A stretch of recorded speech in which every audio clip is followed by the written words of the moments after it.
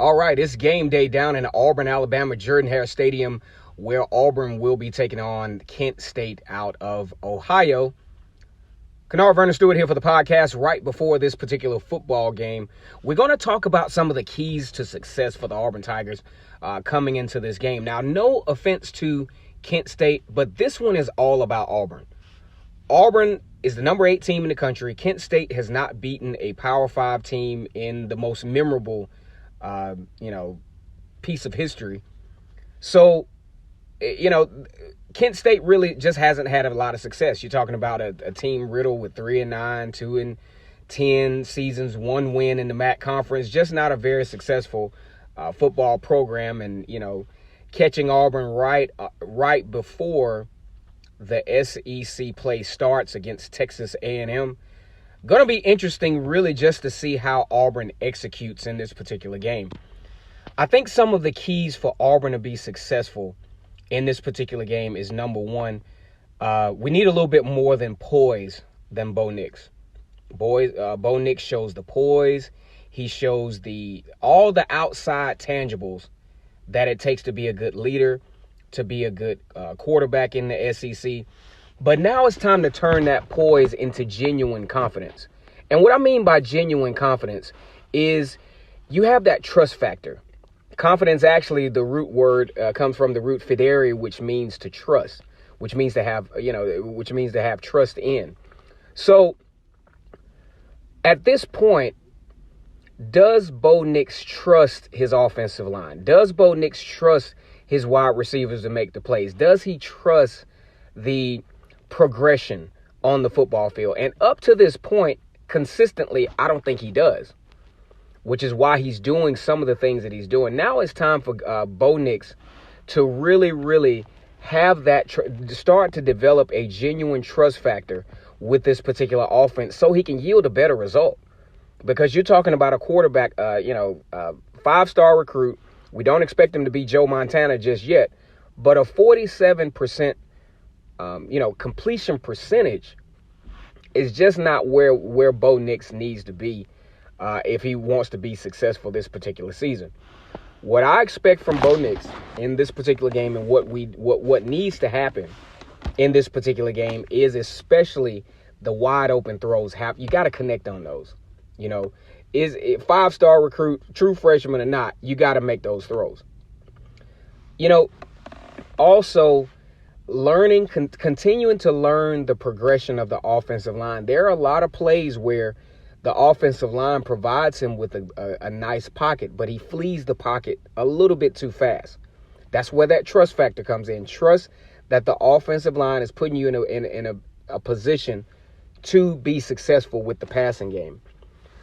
Also, to move a little bit forward with the offense, Auburn has to get off to a faster start. In each of the drives that Auburn had to begin the season, 3 and out. That's not something that's going to be sustainable, especially in the SEC. You have to start sustaining drives even from the onset. I'm not saying you got to score, but at this point, with going 3 and out, progression would be, a 2-3 down and distant drive. Could get a couple of first downs.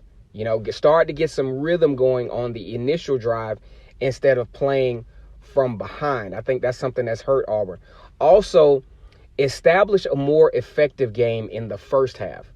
Boobie Whitlow winds up doing a lot of his reps in the second half because Auburn has not, developed that running attack early in the football game. So now they kind of get into desperation mode. You can depend on Boobie Whitlow for the most part. Does have some ball protection issues, but has been so far your most reliable guy. So I think that's something that's going to play a role as well. Also, with the offensive line. The offensive line has not been absolutely terrible, but at times they've been a liability as it relates to penalties. Auburn will get some type of rhythm going or have a crucial, say, 2nd down and 4 or 5, and then a motion penalty. Illegal procedure. Those plays they come just at some of the most untimely portions of the football game. So Auburn definitely has to correct that. Now, on the defensive side of the football, as we talk about Auburn against Kent State, currently, if everything was said and done, the defense is ranked 31st in the country. They allow about 4.14 yards per play. Already, the defense has settled in on a goal of 3.3 yards per rushing play. They are dead at it. I think with focus, with a lot of energy, and playing with a lot of pride, they can actually bring that number down going into the Texas A&M game to around, say, under, maybe right at 3 yards, or maybe even 2.9 if they have an outstanding performance.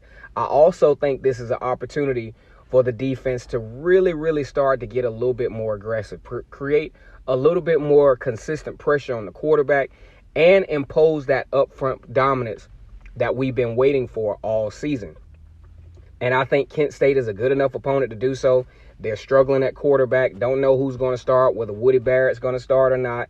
So this is a very good opportunity for an already sound defense to go ahead and begin the stages of becoming a dominant defense, putting constant pressure on the quarterback, get some some tackles for losses. Also, what I would love to see is some turnovers created, 2+. I think that's something that will definitely give Auburn a competitive edge going into SEC play, is their ability to create turnovers, to be more opportunistic. All right, so I think Auburn wins this game pretty soundly, 49-0. That's right along with the trend of Power 5 teams against Kent State. Don't expect anything different today, but just want to see a little bit more shoring up for the Auburn Tigers in Jordan-Hare Stadium as, Auburn gets prepared for a matchup in the SEC against Texas A&M. Go ahead and like this video, comment, and subscribe to the channel. And as always, it's great to be an Auburn Tiger, War Eagle.